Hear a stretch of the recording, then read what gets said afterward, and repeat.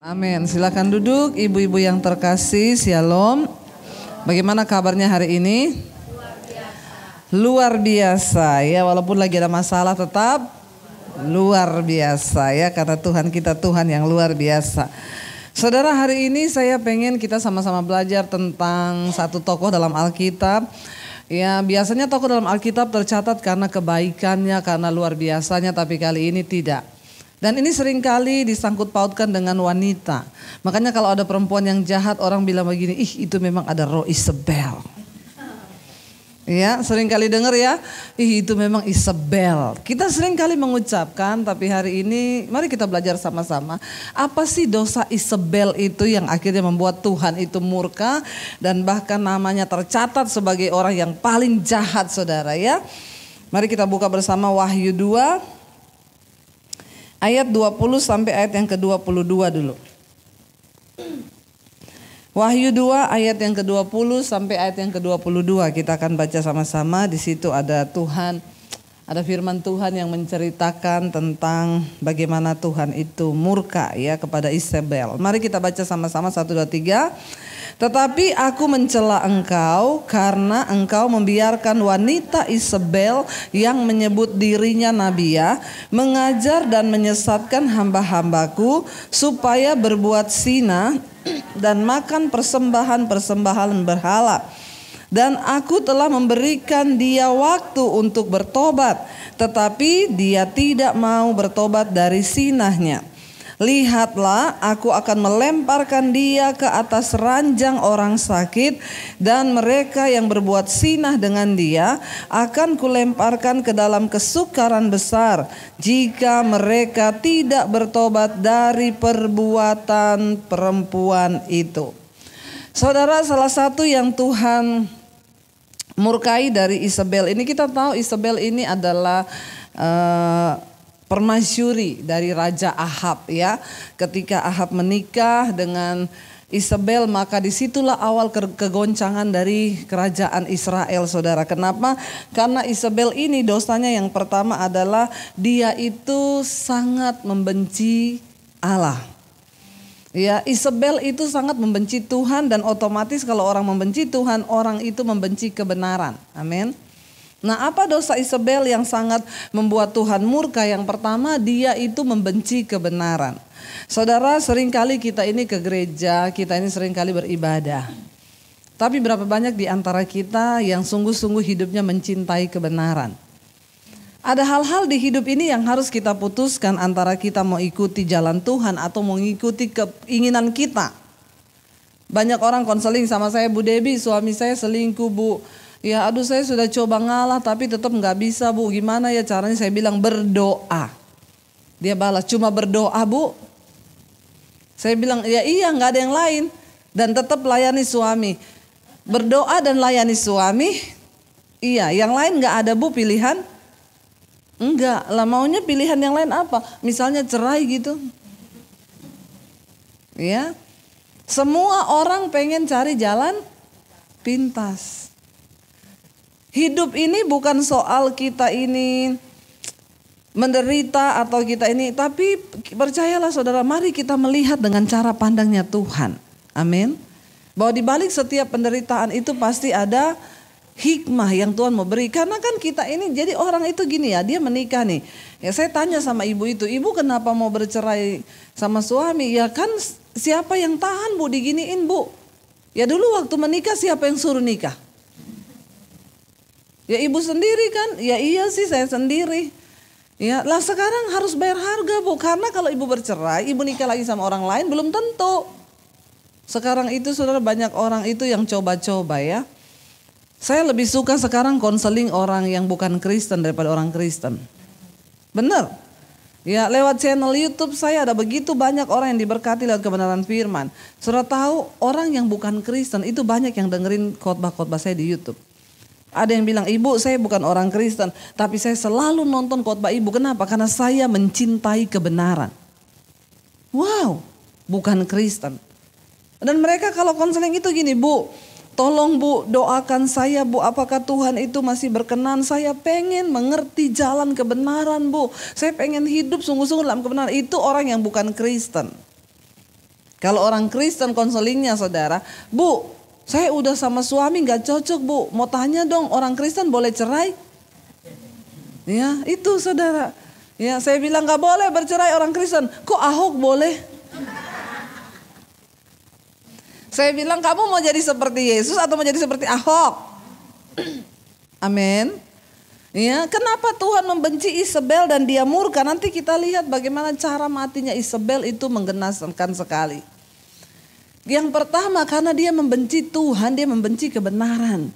Saudara, kita punya pilihan setiap hari ketika kita menghadapi persoalan dalam rumah tangga. Kita bisa memilih untuk mengasihi suami atau kita bisa memilih membenci dan meninggalkannya. Pilihan ada di tangan kita. Tapi bagaimana kita ini mencintai kebenaran atau kita mau hidup menurut daging kita sendiri, itulah yang nanti akan kita pertanggungjawabkan di hadapan Tuhan. Semua orang pengen lari.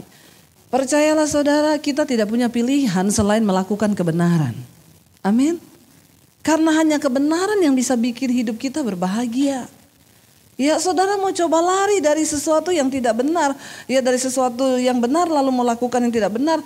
Anda tidak akan pernah menemukan kebahagiaan di dalam kehidupanmu. Jadi hari ini lebih baik hadapi persoalanmu. Dan ambil keputusan untuk tetap hidup melakukan kebenaran. Ya, tapi suami saya itu bejat banget Bu. Tidak peduli berdoa. Enggak ada pilihan lain? Enggak. Ya, masa saya nggak bisa tinggalin dia gini. Kemarin tuh saudara ada satu wanita konseling sama saya, Bu. Saya menikah dengan seorang pria yang tidak beriman. Terus dia itu kasar Bu, ya dia pukulin saya gini. Saya mau tanya Bu, kalau saya dipukulin KDRT gitu boleh nggak saya tinggalin dia? Saya bilang gini, ya kalau memang ibu di KDRT ya lari untuk sementara, benar nggak saudara? Ya masa bodoh di situ tinggal dipukulin terus ya bisa mati Bu. Ya berarti bisa tinggalin sementara dulu pergi ke rumah orang tuamu atau gimana. Ini dia konseling kan begitu saudara ya. Jadi udah selesai. Besokannya ada seorang bapak konseling sama saya. Bu, iya istri saya itu sudah bertahun-tahun tidak melayani saya. Terus ya saya selama ini bergumul berdoa supaya Tuhan itu memberikan saya jalan keluar. Terus waktu saya lagi berdoa dan bergumul, Tuhan kirim perempuan lain. Haleluya ya saudara ya. Orang Kristen itu suka bikin jalan sendiri. Ya ngeri loh. Terus saya bilang Pak, ya jadi Bu saya mau tanya kalau saya hidup sama perempuan itu karena saya rasanya lebih cocok sama perempuan ini. Yang Tuhan kirim. Pret. Ya. Terus Pak, jadi saya mau tanya Bu, bisa kan saya menikah sama dia? Dia kasih ayat-ayat firman Tuhan. Daud punya istri banyak, Salomo punya istri banyak. Masa saya nggak boleh? Terus saya bilang gini, nggak boleh Pak apapun alasannya. Tapi perempuan itu senasib sama saya Bu. Dia sudah tidak dipedulikan oleh suaminya. Jadi kami sama-sama cocok. Terus saya bilang tetap gak boleh. Tapi 2 hari yang lalu ada perempuan konseling sama ibu. Dan dia bilang dia di KDRT suaminya. Dan ibu bilang dia boleh pergi meninggalkan suaminya. Kan itu ibu yang bilang. Ini orang 2 kalau di depan saya baptis ulang saudara. Ya saya rendam agak lama 15 menit gitu ya. Biar dia buka mata langsung di rumah Bapak di sorga. Saya bilang oh jadi saya tuh dijebak. Ceritanya kamu tuh perempuan itu konseling sama saya, dia menjebak saya. Pak dia gak cerita kalau dia punya laki-laki lain. Kalau dia cerita dia punya laki-laki lain, saya bilang gak boleh, biar lu di KDRT biar sampai bengkak-bengkak, terima aja. Ngeri gak saudara orang Kristen sekarang ya? Jadi dia konseling sama saya, waktu saya bilang bisa Bu tinggalin dulu. Dia bilang sama laki-laki itu, boleh kata Bu Debbie, boleh. Saudara orang Kristen sekarang kalau konseling itu bukan cari kebenaran. Tapi cari pembenaran. Ngeri loh. Jadi hamba Tuhan sekarang tuh harus hati-hati. Makanya saya tuh sekarang kalau ada orang konseling langsung ngomong, Bu suami saya kasar, saya langsung tanya, Anda punya pil? Karena biasanya begitu tuh. Ya. Jadi saudara mengerikan ya ternyata apa yang saya sampaikan disampaikan sama. Tapi kan ibu bilang boleh dia tinggalkan suaminya. Lah perempuan yang konseling itu itulah yang Tuhan kirim buat saya. Aduh saudara ya. Yang begini-begini ini yang namanya roh Isabel ini. Dia tahu kebenaran, tapi dia tidak mau melakukan kebenaran. Dia nggak cari kebenaran, dia cari pembenaran. Makanya saya bilang saya malas konseling orang Kristen. Lebih baik konseling orang yang bukan Kristen, yang sama sekali belum tahu kebenaran. Dan mereka bilang, ibu saya pengen ibu untuk hidup dalam kebenaran. Kasih tahu saya apa itu jalan kebenarannya Tuhan. Mari kita bertobat saudara. Jangan sampai kita ini punya roh Isabel. Apa itu roh Isabel? Roh yang tidak mencintai kebenaran. Karena dia tidak mencintai kebenaran, dia membunuh semua hamba-hamba Tuhan. Dia bunuh nabi-nabi Allah saudara. Ini perempuan memang rohnya luar biasa. Kenapa? Karena dia benci sama kebenaran. Dia bunuh semua hamba-hamba Tuhan, nabi-nabi Allah. Dia bunuh saudara. Hati-hati dari sikap kita. Mungkin kita tidak sadari, kita tidak membunuh secara fisik. Tapi seringkali kita membunuh secara mental. Ketika orang mau melakukan kebenaran, ya, dan kita ini memberi contoh yang tidak benar, saudara, mari kita belajar sungguh-sungguh hidup dan berkata, Rasul Paulus bilang begini, yang aku inginkan adalah berada di dalam Kristus, bukan dengan kebenaranku sendiri, tapi dengan kebenaran Kristus. Karena ngeri sekarang banyak orang Kristen, tapi mereka tidak hidup menurut jalan kebenarannya Tuhan, tapi mereka bikin jalan kebenaran mereka sendiri. Bertobatlah, ini roh Isabel yang pertama. Roh yang tidak mencintai kebenaran, bahkan membenci kebenaran. Yang kedua, di sana dengan jelas firman Tuhan berkata, dia adalah Isabel itu wanita yang hidup penuh dengan roh zinah. Ibu-ibu yang terkasih, ya, hari-hari ini kita melihat ya, dan dosa yang paling luar biasa bekerja itu dosa persinahan. Sekarang itu banyak rumah tangga yang hancur, kenapa? Semua karena persinahan. Kita sebagai seorang wanita, kita harus sungguh-sungguh berdoa. Mari kita hidup dalam kekudusan. Terutama tolong perhatikan cara kita berpakaian. Amin.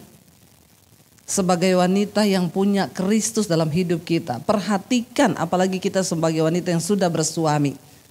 Ya, nggak usah pakai yang kebuka-kebuka. Amin. Ya. Udah pahanya kebuka, ya, atasnya kebuka, semua kebuka. Alkitab tuh berkata ya, kalau ada laki-laki melihat kita lalu dia menginginkan kita dalam hatinya, dia sudah bersinah dalam hatinya. Pertanyaannya, kenapa ada laki-laki melihat perempuan lalu dia timbul roh sinah? Berarti perempuan ini membawa roh sinah. Ya, Isabel itu ditegur Tuhan, kenapa? Karena Alkitab berkata, ya, tetapi aku mencela engkau. Tadi Wahyu 2 ayat 20. Tetapi aku mencela engkau karena engkau membiarkan wanita Isabel yang menyebut dirinya nabiah menyesatkan hamba-hambaku berbuat, ya, supaya mereka berbuat sinah. Hamba-hamba Tuhan disesatkan supaya berbuat sinah. Ngeri nggak saudara? Ya, pendeta jatuh dalam persinahan banyak, ya. Makanya tolong ibu-ibu, Anda juga sebagai jemaat jangan bikin pendeta jatuh dalam persinahan. Amin. Ya, terutama kita ibu-ibu sebagai wanita yang terhormat, kita ini punya suami, kita membawa nama Kristus, berpakaianlah dengan cara yang terhormat. Amin. Karena orang akan melihat dirimu itu dari cara berpakaianmu. Gak usah yang kebuka-buka, udah dibawa kebuka, di atas kebuka. Makanya kuntilanak bilang, saya sama orang Kristen lebih kudus saya. Baju saya panjang sampai di bawah, bolongannya cuma satu di belakang. Orang Kristen zaman now udah bajunya pendek, bolong di mana-mana. Jadi kata kuntilanak, Eke bingung yang setan Eke apa ye. Sampai kuntilanak sudah tidak muncul sekarang. Kenapa? Ya, yang begini-begini nih saudara, kan belum yang namanya pelakor. Ya, di mana-mana itu saudara. Aduh, kita berdoa ya saudara, sebagai wanita Kristen kita harus menjadi teladan buat anak-anak kita. Coba nggak usah muluk-muluk bicara tentang sinah, dari cara kita berpakaian. Tanpa kita sadari ternyata roh Isabel ini masuk ke dalam gereja. Ya, bukan cuma hal dalam membunuh atau apa, enggak. Roh persinahan itu kuat sekali dalam diri Isabel. Makanya Tuhan mengutuk Isabel ini saudara.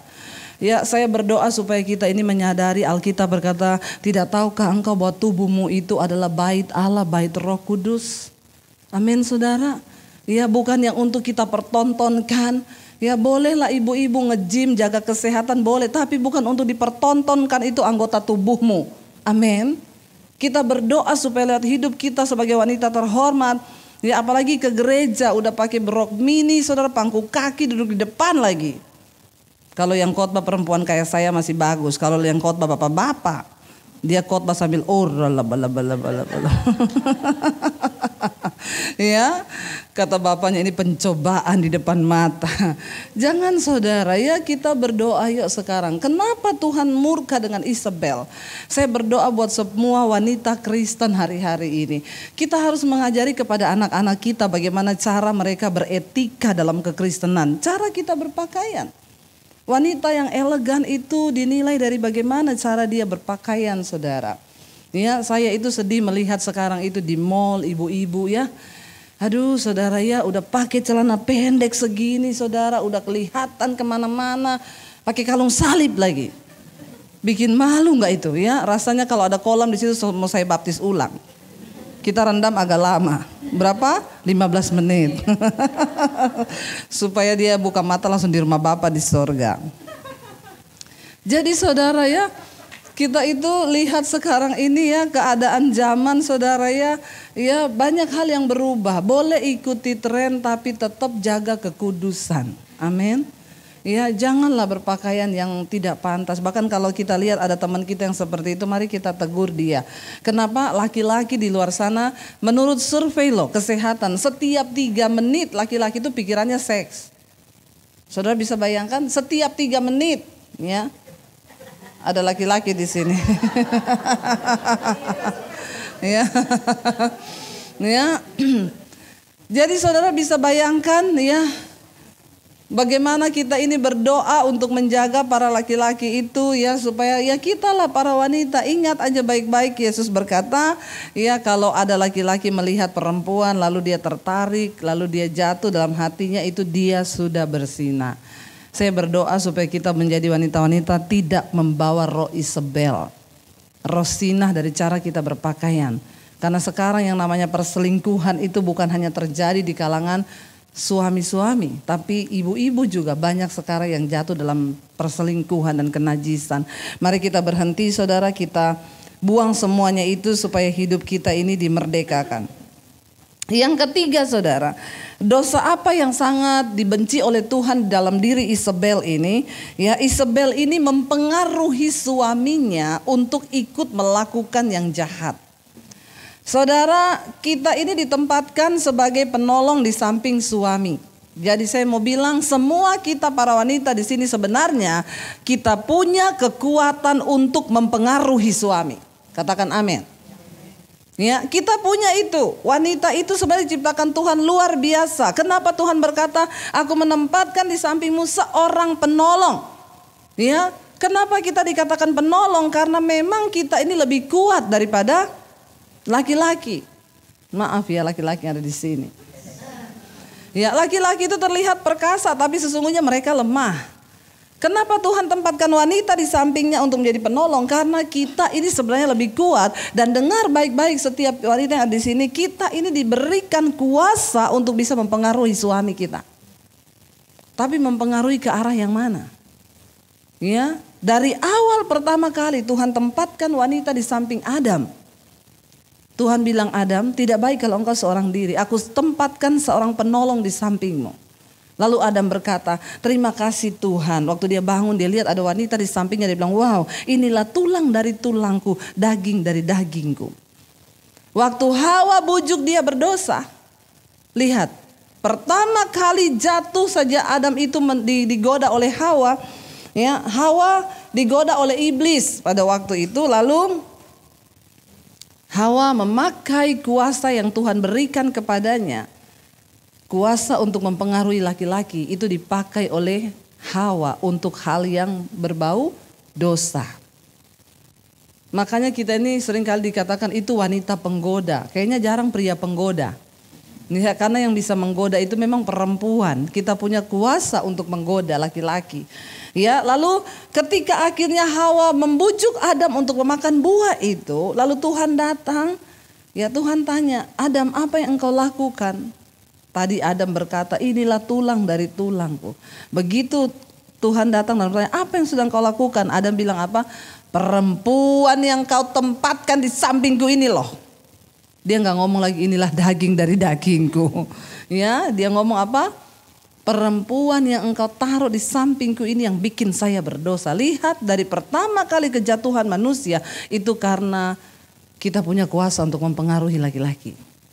Isabel adalah seorang wanita, rajanya itu, suaminya itu raja Ahab yang harusnya memerintah bangsa. Kenapa bangsa itu bisa jatuh? Karena sebenarnya suaminya itu cuma boneka. Tapi Isabel lah yang memerintah, yang melakukan semua keputusan di atas bangsa itu, saudara. Dan semua keputusannya jahat karena dia tidak mencintai kebenaran. Dia pengaruhin suaminya. Ibu-ibu, kalau suami lagi berselisih paham dengan keluarganya atau apa, lalu dia mungkin cerita, saya tuh tadi males sih sama koko saya tuh, dia telepon gini. Kita sebagai seorang wanita, ya tolong pengaruhi dia. Saya, Tuhan bilang lepaskan pengampunan. Ya, coba berpikir dengan kepala yang dingin, pasti semua ada hikmahnya. Jangan suami pulang, males banget tadi si Cici telepon ini. Makanya itu kan keluargamu kan. Ya, ikutin terus itu apa yang keluargamu ngomong, ikutin. Ini loh orang Kristen yang punya roh Isabel ini. Amin ibu-ibu. Ya, coba kasih dia, kita ini wanita ditempatkan di samping pria menjadi penolong. Makanya istri harus kuat di dalam firman. Amin. Kita nih harus kuat di dalam firman. Kenapa? Kita ini penolong dalam sebuah rumah tangga. Kuat atau tidaknya rumah tangga pernikahan itu ada di tangan istri sebenarnya. Kenapa? Karena kita pendoa, kita penolong. Suami itu hanya bisa mengikuti kalau kita punya kekuatan untuk mempengaruhi. Pakailah kuasa yang sudah Tuhan berikan itu untuk mempengaruhi suami kita melakukan kebenaran. Amin. Ya, kalau kita ajak dia berdoa, ayo Pak berdoa yuk, kamu aja yang berdoa. Ya udah nggak apa-apa, ambil alih dulu, dia belum bisa menjadi imam. Ngantuk nih, pegang tangannya dia. Ayo kita berdoa dalam nama Yesus Tuhan. Ya, satu saat itu Tuhan itu pasti melihat, dan apa yang kita lakukan yang kebaikan itu pasti akan transfer kepada dia, saudara. Ya, jangan setiap kali kita berantem, ya kamu kan nggak bisa jadi imam yang baik dalam rumah tangga. Apa itu pendeta ngomong kamu itu laki-laki gini-gini. Please, ya jangan bawa roh Isabel di dalam rumah tangga kita. Amin. Terus ingatin suami dengan firman Tuhan. Ya dia mau pergi kerja, doain dalam nama Yesus, aku berdoa ya. Saya percaya nanti pasti Tuhan akan memberkati engkau. Saudara, saya sudah bersaksi di sini, ada seorang ibu, dia telepon saya, Bu Debbie, saya lihat channel YouTube ibu, iya saya mau sharing sama ibu. Suami saya kemarin kena pelakor, Bu. Jadi pelakor itu datang menawarkan saham. Ya, hati-hati ibu-ibu ya. Memang di luar sana pelakor itu lebih mencari bidikan mereka itu bukan cowok bujangan ya, tapi bidikan mereka itu bapak-bapak yang berduit. Ya sekali lagi karena memang bapak-bapak itu lebih punya hati kan, harta dan properti. Jadi menjadi bidikan mereka. Dengan berbagai cara itu dimasukin. Dia bilang awalnya perempuan itu nawarin saham Bu ke suami saya ya. Dia telepon, Pak saya dari ini bisa ketemu gini. Akhirnya karena tiap hari menggoda, suaminya kasih waktu ketemu lah. Nggak tahu ketemu di mana. Waktu ketemu sekali kayaknya suaminya dikenain mantra. Sekarang itu mereka bekerja pakai kuasa gelap. Saya nonton tayangannya Tony Daud, itu dia dulu dukun kan saudara. Dia bilang mantra itu bisa kena dalam pasangan suami istri yang tidak harmonis. Ya, jadi jaga rumah tangga kita tetap harmonis. Kenapa Yesus berkata jangan tidur sebelum padam amarahmu. Sebelum matahari terbenam engkau harus bereskan amarahmu. Karena mantra kuasa gelap itu bekerja di waktu malam. Jadi engkau harus tidur dalam keadaan jiwa yang bersih. Lepaskan semua pengampunan. Jangan bawa amarah di tempat tidurmu. Ya, jaga keharmonisan rumah tangga kita karena setan bekerja waktu kita buka celah. Itu cepat sekali masuk. Lalu Tony Daud itu bilang mantra bekerja 7 tahun. Begitu masuk ke salah satu suami itu 7 tahun. Baru bisa lepas. Kecuali ada pengecualian, istri tetap melepaskan pengampunan dan mau berdoa supaya mantra itu lepas dari suaminya. Tapi saya yakin kalau udah kena begini, jarang, hanya bisa dihitung dengan jari istri yang masih mau tetap berdoa. Kebanyakan kita kalah dengan kedagingan kita, ya seperti Isabel tadi memilih untuk ya biarin aja lah, lu mau sama itu perempuan ya pergi aja lu sana. Ya, siapa yang mau berdoa? Ataupun kita tetap terima karena dia punya duit, kita nggak bisa apa-apa, tapi di hati kita pahit, Tuhan cabut saja nyawanya dia. Nah, itu bahaya. Ya. Lalu saudara, ibu itu cerita sama saya, Bu, kayaknya dia kena guna-guna atau mantra, saya nggak tahu. Uangnya udah habis miliar buat itu perempuan. Dan itu perempuan nggak lebih cantik dari istrinya. Lalu saya bilang tetap berdoa, Bu. Iya, saya tetap berdoa, Bu. Ya, untung istrinya ini kuat saudara di dalam doa. Saya tetap berdoa buat suami saya. Tiap jam 2 malam dia bangun berdoa buat suami. Jam 2 malam dia bangun, dia bersyafaat, dia bahasa roh buat suaminya. Segala mantra-mantra itu aku putuskan dalam nama Yesus. Waktu dia berdoa, saudara, suaminya udah jarang pulang. Ya. Dan orang kalau kena mantra itu, saya hari-hari ini konseling banyak sekali orang. Lupa istri, lupa anak. Benar-benar udah kayak semua yang konseling sama saya, Bu, suami saya berubah, saya kayak gak kenal dia, udah kayak orang lain. Itu tanda-tanda suami yang kena mantra. Kayak lupa ingatan, gak ingat istri, gak ingat anak, gak ingat pulang. Dan kalau ditegur istri makin marah, dia makin marah. Semakin istrinya marah sama suami, mantra itu semakin masuk. Itu cara kerjanya setan. Karena setan bekerja itu butuh nutrisi. Nutrisinya apa? Kepahitan, sakit hati, kebencian. Makanya Yesus bilang kita harus beres. Amin. Supaya gak ada tempat buat setan dalam hidup kita. Lalu dia berdoa, terus dia berdoa saudara. Makin suaminya gak pulang, dia makin terus berdoa. Satu kali dia telepon saya, Bu, saya tiap malam berdoakan jam 2 malam buat dia. Tapi saya bingung, Bu, akhir-akhir ini itu rumah saya didatangi pocong. Pocongan keliling-keliling di taman rumah saya. Jadi rumahnya itu yang bagian bawah itu kaca, semua di luar itu taman. Bukan cuma dia yang lihat, sopir, pembantu lihat pocongan saudara, lompat-lompat. Saya bilang, Ibu gak usah takut, itu cuma setan biasa-biasa itu yang kayak begitu. Setan yang paling menakutkan tuh kebencian, iri hati, dengki, itu setan yang pangkatnya jenderal. Kalau cuma pocongan kuntilanak lewat tuh mah kerucuk-kerucuknya gak ada apa-apanya. Gak usah takut. Iya, Bu, saya memberanikan diri. Dia doa terus, satu kali dia WA saya, Bu, pocongannya masuk rumah. Ya, ini benar-benar loh saudara ya, yang benar-benar kisah yang saya tangani gitu ya. Pocongannya masuk rumah, jangan takut, Bu. Iya. Berikutnya lagi, Bu, pocongannya naik ke kamar saya. Ya. Tapi dia udah bilang, ya itu saya selalu bilang, itu bukan setan yang sesungguhnya, jangan takut, itu iblis cuma menakut-nakuti. Sampai akhirnya itu pocongan masuk kamarnya dia, berdiri di sampingnya dia lagi berdoa. Tapi dia bilang, saya gak takut, Bu, saya tengking hilang. Ya, hilang. Saya bilang berarti setannya udah mulai panas. Karena istrinya gak benci suaminya, tapi dia menangis dan lepaskan pengampunan. Dia terus berdoa buat suaminya, Satu kali dia bilang sama saya, Bu, ajaib loh, suaminya pulang jam 3 pagi. Gedor-gedor rumah, gedor pintu kamar, suruh bukain, begitu dibuka, nangis tersungkur di bawah kakinya dia. Dia ngomong, sayang, aku tahu kamu berdoa buat aku, say, thank you kamu berdoa buat aku. Tahu gak tadi saya bangun, saya lihat perempuan di samping saya itu tidur, dia kayak mak lampir, nenek-nenek tua. Ya, dan saya ketakutan lari pulang, dia kasih HP-nya ke istrinya, nih kamu pegang HP-nya, saya gak mau ada hubungan apa-apa sama dia, please. Lalu istrinya berdoa sama Tuhan, dikasih tahu pasti ada barang-barang yang dia taruh di tempatnya suamimu. Dibongkar, saudara, ketemu di dalam satu pulpen itu ada keris kecil sekali dimasukin dalam pulpennya suaminya. Ya, saudara lihat setan itu bekerja sekarang luar biasa loh.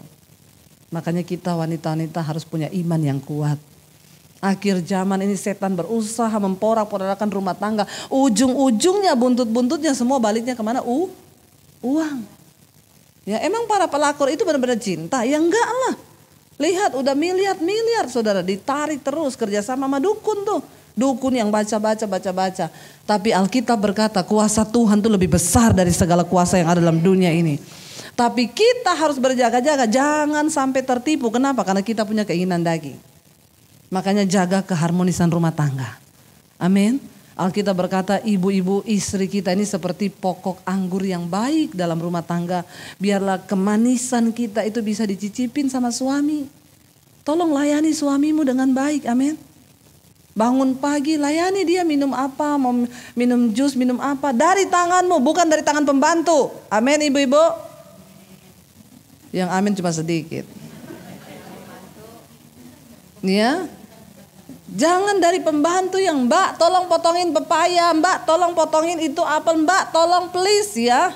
Ada yang bilang gini, saya khotbahin Amsal 31, istri yang cakap dia bangun waktu hari masih gelap, dia menyediakan makanan buat seisi rumahnya. Ada ibu-ibu sosialita yang gak terima dan ngomong gini, Bu kita kan ibu-ibu orang kaya punya pembantu, ngapain juga kita yang harus bangun.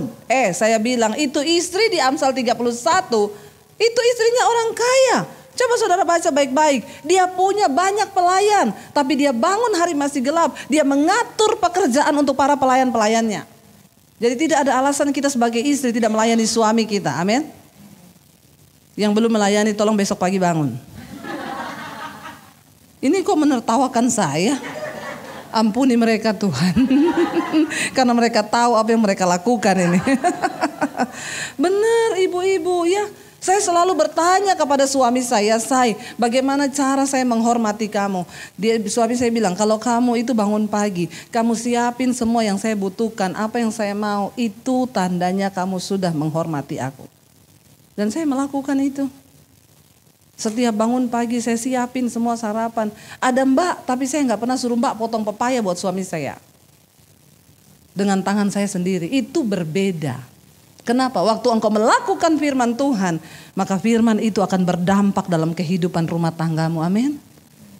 Lakukan kewajiban kita sebagai seorang istri yang benar, yang mencintai kebenaran. Anak-anakmu mau berangkat, tumpang tangan di atas kepalanya. Jangan anak pergi kerja, suami pergi kerja masih ngorok. Yang begini nih dibaptis, ulang. Rendam berapa lama? 15 menit. Udah pinter semuanya. Ya, biar dia buka mata langsung di rumah Bapa. Mari kita lakukan kewajiban kita. Jangan anggap sepele apa yang firman Tuhan katakan. Ya, istri yang takut akan Tuhan tuh mahkota suaminya. Dia bangun waktu hari masih gelap. Dia menyediakan semua makanan seisi rumahnya. Suaminya tidak takut karena dia berpakaian rangkap. Dia tertawa tentang hari depan. Tidak ada kekhawatiran dalam hatinya. Kenapa? Karena dia mencintai kebenaran. Please ibu-ibu, jaga rumah tanggamu dalam keharmonisan. Supaya tidak ada celah suamimu. Masa lagi kayak begini, cari uang aja susah. Ya. Terus suamimu tidak terlayani, di rumah emosi, dia pergi keluar, ketemu di sana para pelakor itu halus lembut. Alkitab berkata di dalam kitab Amsal, perempuan jalang itu bibirnya meneteskan madu. Ya, itu ada di Amsal. Para pelakor itu mulutnya meneteskan madu. Sementara istri di rumah mulutnya penuh dengan racun. Bagaimana suami bisa dikuatkan? Mari kita buang roh Isabel dari dalam kehidupan rumah tangga kita, amin. Kita menjadi istri-istri yang benar-benar menjadi penolong bagi suami kita. Apalagi keadaannya lagi begini, tetap dorong dia, pengaruhi suamimu untuk mencintai Tuhan. Kalau tidak bisa dengan kata-kata, dengan doa. Menangis di kaki Tuhan. Supaya suamimu mencintai Tuhan. Kenapa? Jangan coba cari laki-laki lain, gak usah lah. Ya, dapat laki-laki lain tinggal lebih baik dari suami kita kok. Apa yang ada di depan mata sudah itu yang terbaik. Gak usah lihat rumput tetangga lebih hijau. Ya, lihat saja apa yang ada di depan kita itu yang harus kita jalani. Amin. Gak usah ngomong itu ya teman saya sama suaminya kok bahagia banget. Ya, kita semua punya jalan hidup masing-masing. Tetap melakukan firman Tuhan itu bagian kita. Yang berikutnya, apa yang dimaksud dengan roh Isabel yang kita gak boleh ada? Saudara coba kita buka 1 Raja-Raja 21. Kitab 1 Raja-Raja 21 kita akan lihat saudara bagaimana Isabel ini benar-benar menjadi istri yang luar biasa jahatnya. Di sana ada satu kisah, kita akan baca sama-sama secara bergantian. Judul perikopnya adalah kebun anggur Nabot, ya. Ayat 1, sesudah itu terjadilah hal yang berikut. Nabot orang Yisrael mempunyai kebun anggur di Yisrael di samping istana Ahab orang Samaria. Jadi Ahab ini suaminya Isabel kan punya istana. Di sampingnya dia itu ada kebun anggur. Baca ayat yang kedua, 1, 2, 3. Berkatalah Ahab berikanlah kepadaku supaya kujadikan kebun sayur, sebab aku akan memberikan kepadamu kebun anggur yang lebih baik daripada itu atau jikalau engkau lebih suka, aku akan membayar harganya kepadamu dengan uang.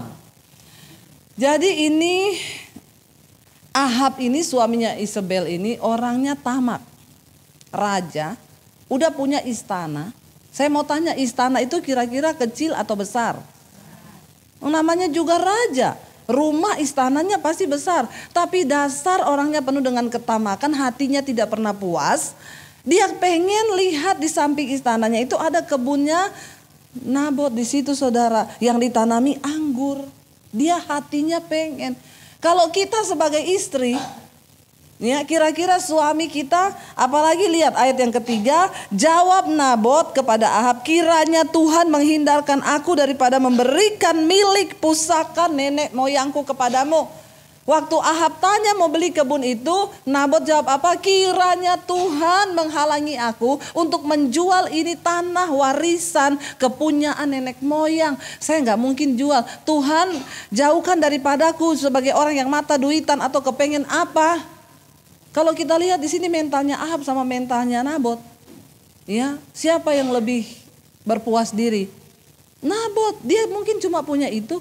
Ahab tawar dengan harga tinggi, saya kasih kebun yang lebih baik, mungkin lebih luas.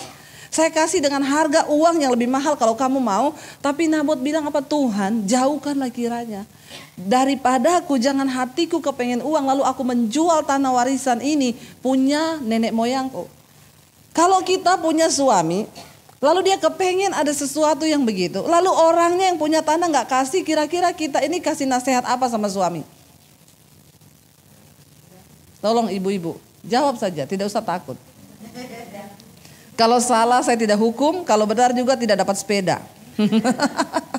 Ya, siapa yang mau jawab? Kalau suami kita sudah punya rumah gede, masih kepengen orang punya, lalu orang itu gak mau kasih, kita jawab, kita nasihati sama suami kita apa? Ya, atau karena lagi di sini jadi jawabannya semua bagus. Karena nggak mau sama Isabel. Jadi jawabnya semua gitu ya. Udahlah say, kan rumah kita juga udah gede. Kamu juga mau buat apa ini, istana kan besar sekali. Ngapain lagi sih, cukupkanlah dirimu dengan apa yang ada padamu. Beneran? Halo. Kalau lagi mau beli tas, terus suaminya nggak kasih. Ini sih contoh kasusnya berbeda tetapi nilainya sama. Lagi mau beli tas, terus suami bilang, tasmu kan udah banyak, ngapain sih beli-beli terus yang mahal-mahal. Hello, ibu-ibu jawabnya apa? Pergi beli duluan. Nah, ini saya baptis ulang lagi. Enggak 15 menit, kalau ini 20 menit. Ya, saya rendam agak lama. Ibu-ibu, kita itu ditempatkan sebagai seorang penolong. Kalau saya mau beli apa aja, saya tanya dulu sama suami. Sekalipun saya punya uang sendiri, saya mau beli apa saya tanya, saya boleh? Dia bilang nggak boleh, enggak. Amin. Halo ibu-ibu, kenapa kita harus hidup sampai seperti itu? Kita sedang melakukan firman Tuhan, itu membentuk kita belajar mengalahkan keinginan daging kita. Karena kalau keinginan daging kita nggak dikalahkan, kita jadi seperti Isabel. Makanya itu sering kita dengar orang bilang, kayak Isabel. Kita nggak ngerti apa itu roh Isabel yang gini-gini. Kalau engkau punya keinginan, suamimu ngomong jangan, ya jangan. Demikian sebaliknya, suami punya sesuatu dalam ketamakan yang pengen gini, kita juga nasihati. Kalau suami itu lihat hidup kita bijaksana, kita bukan tipe wanita yang menghambur-hamburkan uang untuk sesuatu yang sifatnya kedagingan. Saya yakin Saudara punya kekuatan untuk mempengaruhi suamimu. Kenapa? Karena dia melihat betapa saleh dan sucinya hidup istrinya itu. Amin. Kenapa saya juga ngomong ke suami saya apa, dia pasti dengar. Karena dia ngomong saya apa ya saya dengar. Pernikahan itu dibangun dengan sebuah komunikasi, bukan cuma lewat mulut tapi lewat hati. Amin. Ketika kita belajar melakukan firman Tuhan, maka disitulah kekuatan kita. Bagaimana kita bisa mempunyai kekuasaan untuk mempengaruhi suami? Waktu engkau belajar taat kepada firman Tuhan. Alkitab berkata, jika ada suamimu yang belum bertobat, hai istri-istri, menangkanlah dia tanpa perkataan, hanya dengan perbuatan. Supaya ketika dia melihat perbuatan istrinya yang saleh itu, maka dia akan juga bertobat dan tunduk kepada kebenaran. Ini bukan saya yang ngomong, ini Alkitab yang ngomong. Dan kalau Alkitab ngomong itu salah? Enggak, selalu pasti benar. Kenapa suami kita nggak lihat dia bertobat? Karena kita juga tidak tunduk kepada kebenaran. Tapi kalau kita melakukan kebenaran, Alkitab bilang suami kita akan melihat kita betapa saleh dan murni iman istrinya. Dan saya percaya apa yang kita ngomong dia pasti dengar. Amin, ibu-ibu. Kita berdoa ya supaya kita menemukan benar-benar. Ya, lalu apa yang terjadi? Ayat yang keempat. Lalu karena Nabot gak kasih ya, lalu masuklah Ahab ke dalam istananya dengan kesal hati dan gusar. Karena perkataan yang dikatakan Nabot orang Yisrael itu kepadanya, tidak akan kuberikan kepadamu milik pusaka nenek moyangku. Maka berbaringlah ia di tempat tidurnya dan menelungkupkan mukanya dan tidak mau makan. Agak-agak alay juga nih suaminya. Ya, sampai gak mau makan gara-gara pengen tanah tapi gak dikasih. Ya, ayat yang ke-6. Ayat yang kelima baca sama-sama. Lalu datanglah Isabel istrinya dan berkata kepadanya, apa sebabnya hatimu kesal sehingga engkau tidak mau makan? Sebenarnya perhatian sih. Benar nggak? Masih bagus sih Isabel ini perhatian. Ada istri yang walaupun suaminya udah puyeng, pusing apa, nggak mau tahu dan tidak mau tahu. Kayaknya lagi puyeng, biarin aja, syukur. Ya, siapa suruh uang bulanan nggak lancar. Bertobat ya ibu-ibu. Ya, dia datang loh, dia lihat suaminya lagi puyeng, lagi galau. Kenapa? Dia bilang, apa yang bikin kamu galau? Ayat yang ke-6. Lalu jawabnya kepadanya, sebab aku telah berkata kepada Nabot orang Yisrael itu, berikanlah kepadaku kebun anggurmu dengan bayaran uang. Atau jika engkau lebih suka, aku akan memberikan kebun anggur kepadamu sebagai gantinya. Tetapi sahutnya, tidak akan kuberikan kepadamu kebun anggur itu. Ayat 7. Kata Isabel istrinya kepadanya, bukankah engkau sekarang yang memegang kuasa atas Israel? Ini ya istrinya ya, perhatikan saudara roh Isabel. Ya, bukannya gini, say udahlah istanamu kan udah gede. Ngapain lagi? Kalau ada ribut-ribut suami sama kakak-kakaknya itu loh. Masa saya disuruh tanda tangan tanah yang mau dijual, masa saya nggak dapat bagian? Kita istri ngomongnya apa? Say, nggak usah. Warisan kita hanya dari Tuhan. Waktu kita merelakan segalanya, maka Tuhan akan mewarisi sesuatu yang nilainya sampai pada kekekalan. Amin. Ya, kalau Isabel yang di sampingnya, jangan mau tanda tangan. Enak aja, lu minta dulu bagianmu dong. Enak saja mau tanda tangan, please deh saudara. Ya, please deh. Ya. Orang yang hidup dalam kebenaran itu tidak akan pernah melihat kerugian. Lepaskan sesuatu yang benar. Ini Isabel ngomong apa? Waktu suaminya ngomong gitu, kata-katanya ini benar bagaikan pedang yang langsung menusuk kepada jiwa. Dia bangkitkan amarahnya suaminya. Kata Isabel istrinya kepadanya, bukankah engkau sekarang yang memegang kuasa atas Israel? Bangunlah, makanlah, dan biarlah hatimu gembira. Aku akan memberikan kebun anggur Nabot orang Yisrael itu. Lihat ya, ini istri yang jahat sekali. Nggak tahu dia punya rencana apa. Lalu Alkitab berkata, ayat yang ke-8. Kemudian ia menulis surat atas nama Ahab. Konon ini Isabel, dia bikin stempel sendiri. Yang suaminya nggak tahu. Jadi semua keputusan yang dilakukan oleh anak buah suaminya itu dia yang tulis, tapi dia stempel atas namanya suaminya. Sudah sangat melanggar saudara ya.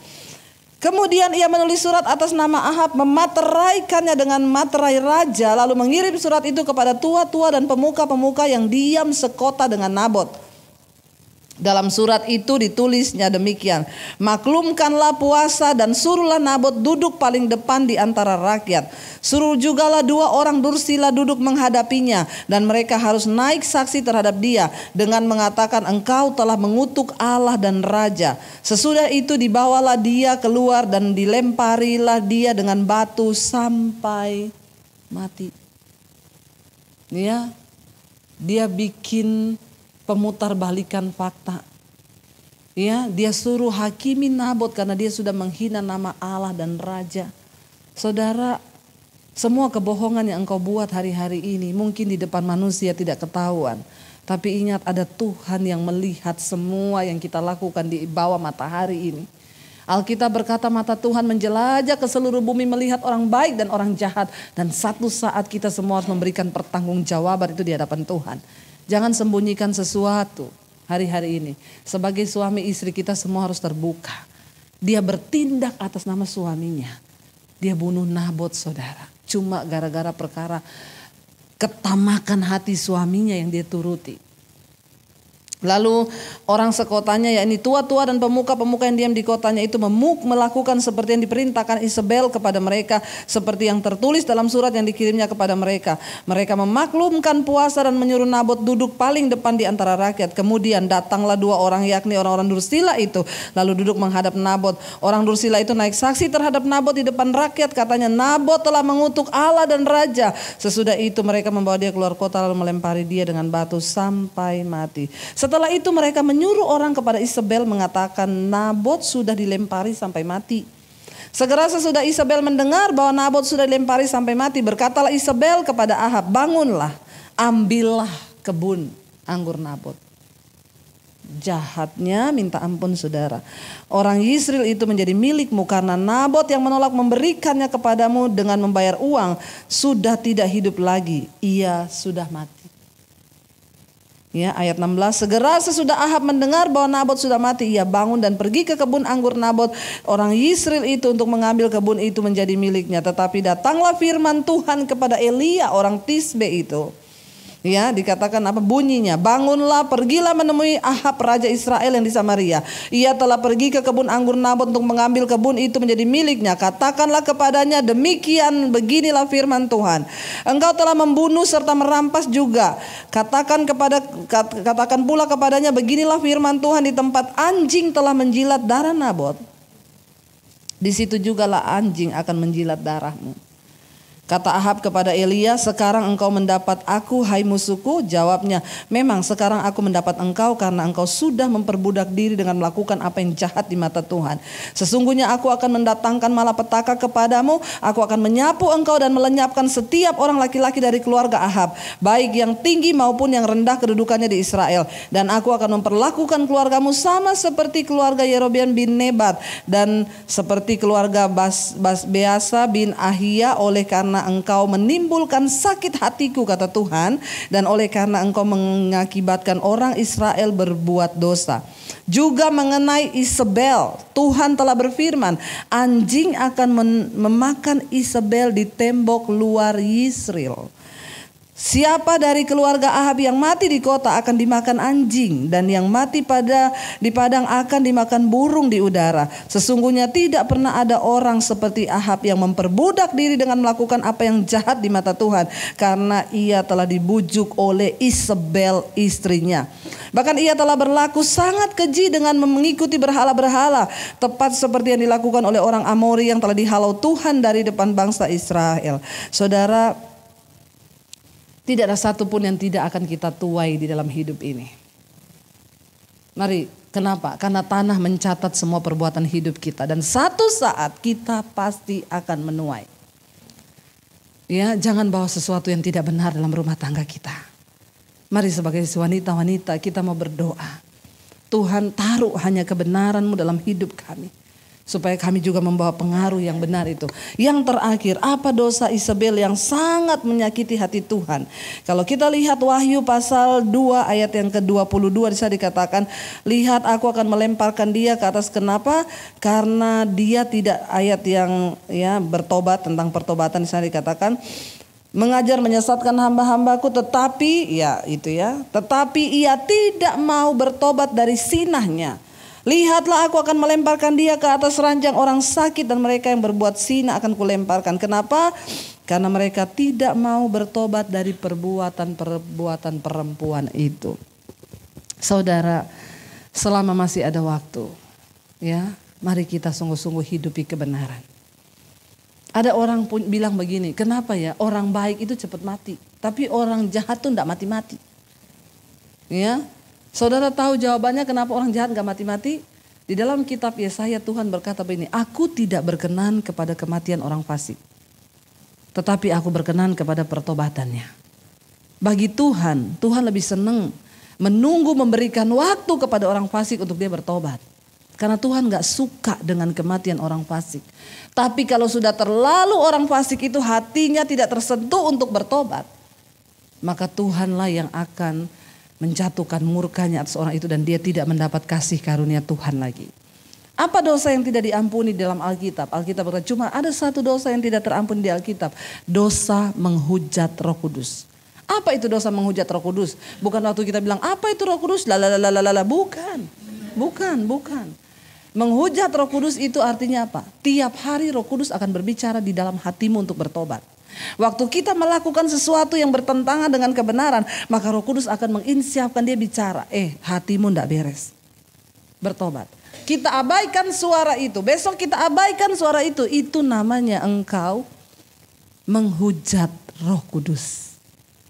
Makanya itu dosa yang tidak terampuni.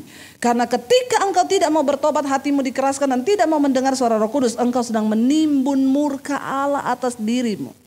Dan itulah dosa yang tidak terampuni.